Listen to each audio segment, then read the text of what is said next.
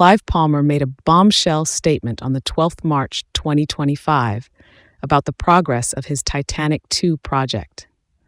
Let's remind ourselves of what he said a year ago at a press conference. But do you definitely have a shipyard confirmed? No, we've got, as I said, we plan to put the tenders out in June, and then we'll contract before December, right? And then we hope to start construction in the first quarter. According to Palmer, construction should have now begun, yet there hasn't been any news.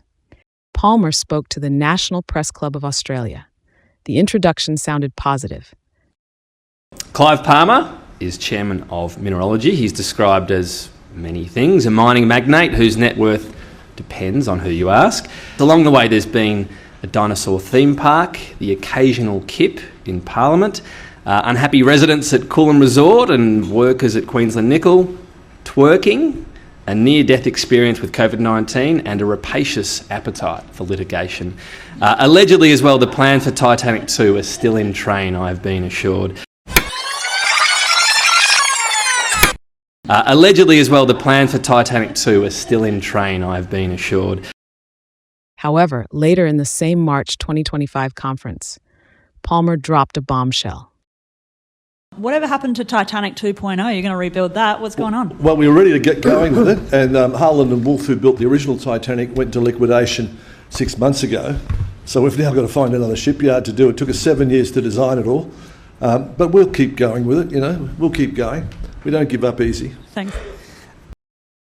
It is hard to believe that Palmer was putting all of his hopes into the idea that Harland and Wolff could actually build his replica Titanic.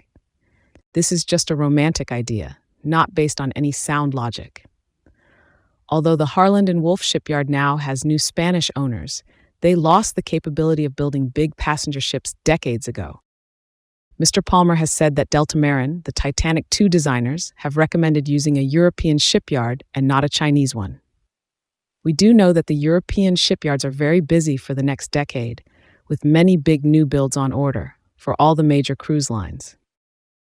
This disappointing news from Palmer must surely mean that the project is delayed again. As the construction will take 2.5 years to complete, the Titanic 2 will almost certainly miss Palmer's 2027 launch deadline. We are now looking at 2028, unless he can very quickly secure an alternative shipyard, which sounds very unlikely. I suppose the good news is that Palmer said, but we'll keep going with it, we'll keep going. We don't give up easy.